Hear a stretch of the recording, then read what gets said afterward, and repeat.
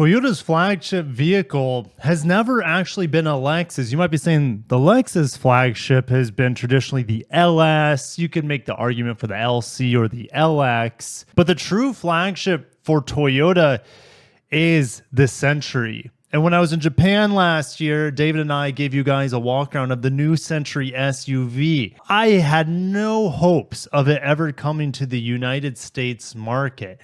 And then we're getting news here through Forbes that the Century SUV could be very well coming to the United States market. Look, the Crown came back to the United States, and the Crown is kind of like a luxury line within the Toyota lineup, but the Century could be coming to the United States today. We're going to break that down. We also have some news about Mazda's extended range EV, 800 miles of range.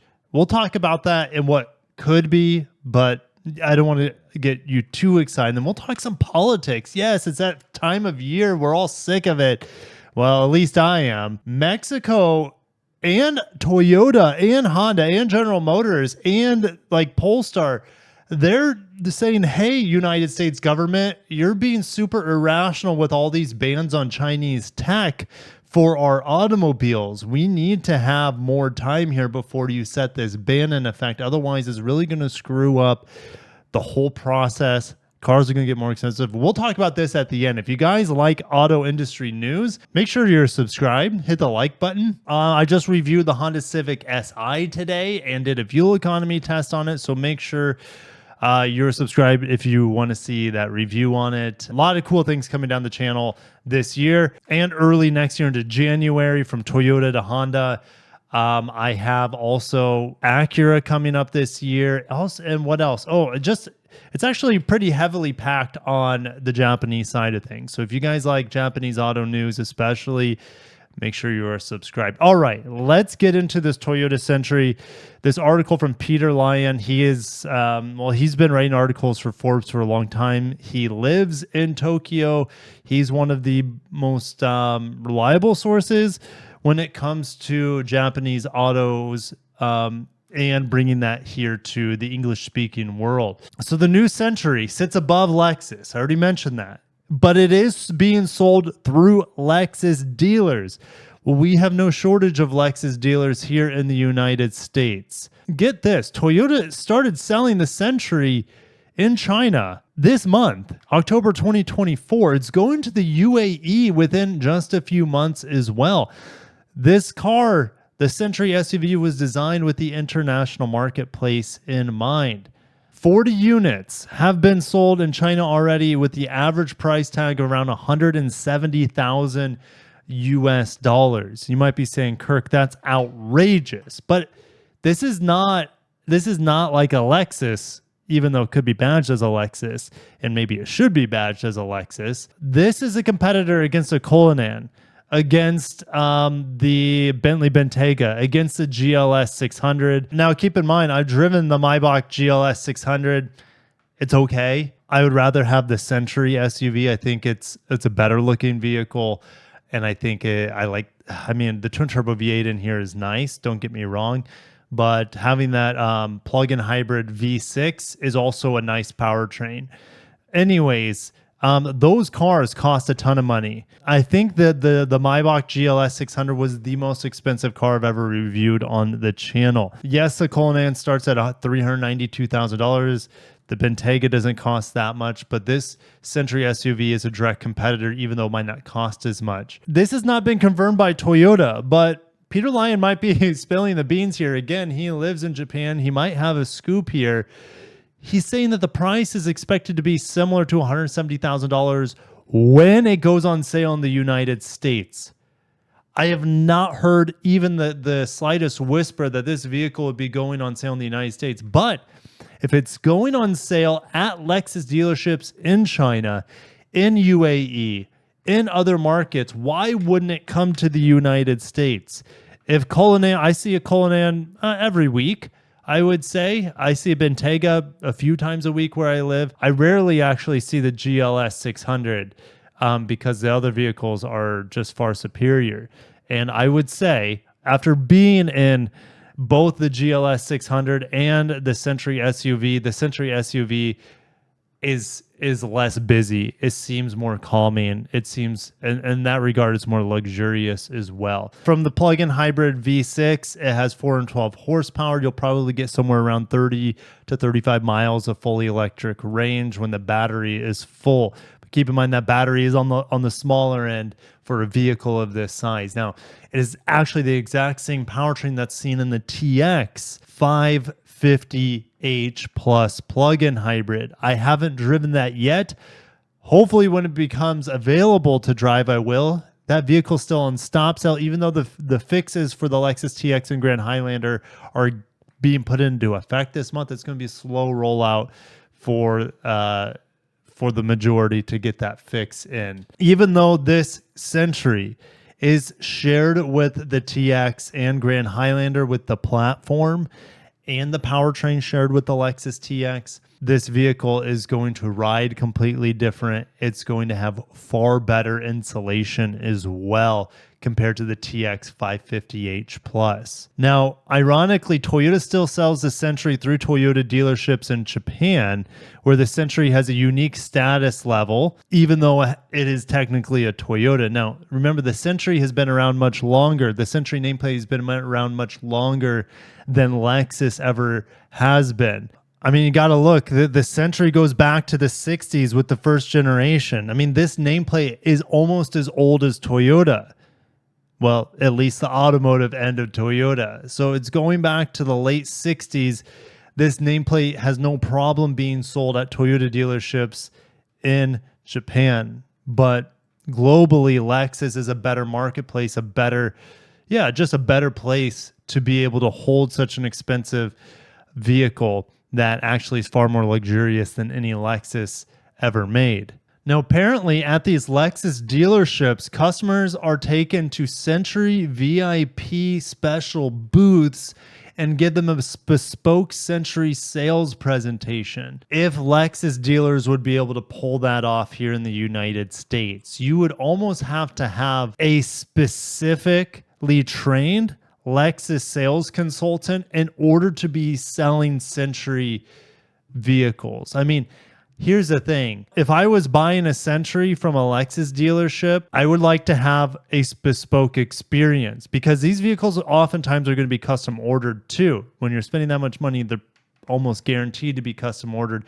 They might have a Century sitting at just about every single Lexus dealership. So customers have an idea of what they can get, and then you'll go into this VIP booth to custom order. But here's the thing. But with my sales experience at Lexus, I wouldn't want a salesperson selling me the car. I would want the general sales manager or even the GM himself, the general manager of Lexus, that Lexus dealership specifically, to order and to have that relationship, that close relationship with the top dogs of management within that Lexus dealership. I wouldn't entrust it to any Lexus sales consultant. It would have to be done through the managerial side, in my opinion, in order for Lexus to be able to pull this off in the United States. Let me know down below if you would agree with that.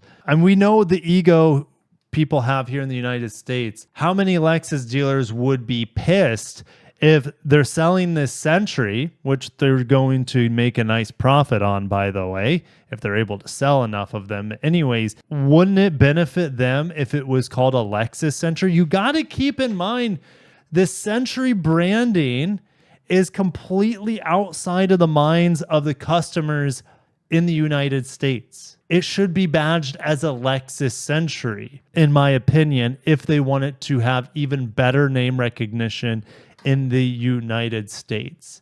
Do you guys agree with that? I think it makes sense. And it would only help validate the luxury status of Lexus globally instead of Toyota just kind of like leapfrogging it and saying, hey, you know, Lexus really isn't that special because we have something much better back home. It's called the Century.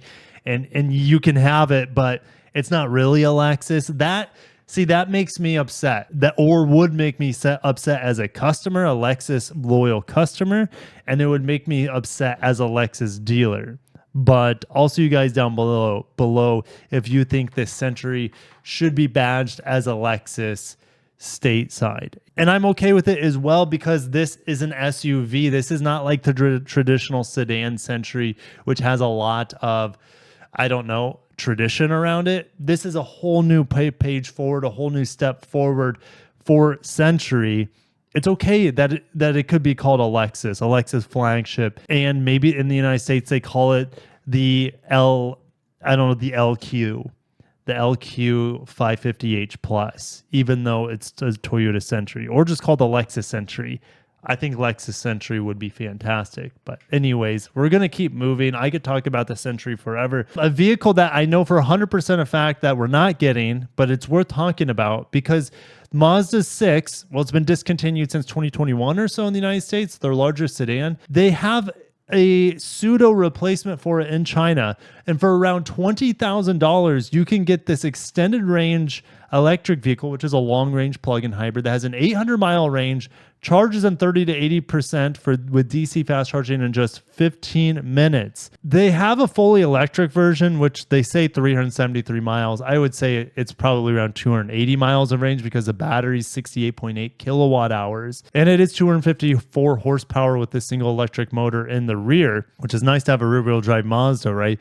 But now we can get, or China can get, an extended range EV.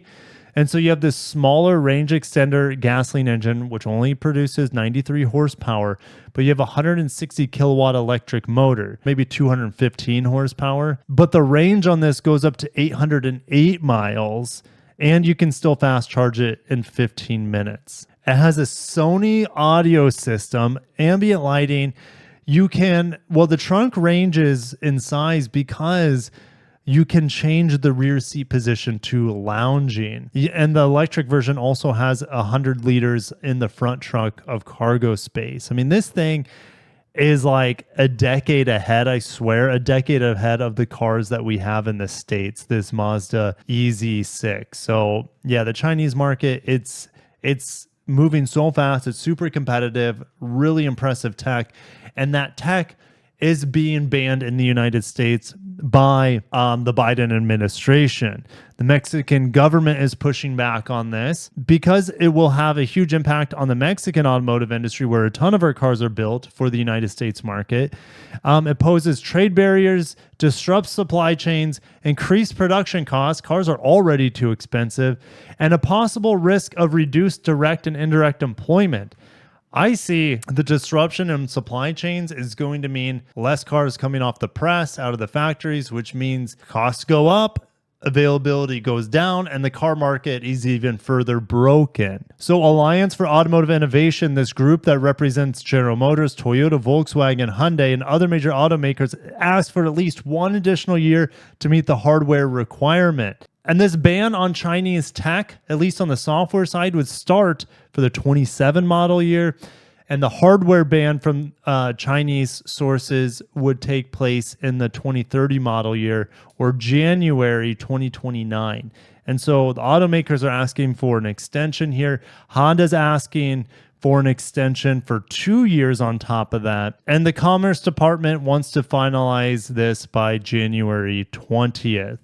Which is Inauguration Day. We'll know who the president is before this, but January 20th, which happens to be my birthday, by the way, happy early birthday to myself. Yeah, this is the date where the new president gets sworn in. So they want to finalize this proposal before then, because if a different president gets in, well, who knows what's going to happen to the ban on Chinese cars. Now, I don't want to get too much into the political side of things, but this is, politics absolutely are going to affect the auto industry in the near future. Absolutely. So it'll be interesting to watch. And if something big happens, I will let you guys know, especially if the Toyota Century comes to the United States market, sold through a Lexus dealer. Will it be sold as a Lexus? Time will tell. I'll see you guys in the comments. Thank you for watching. Have a good one and peace out.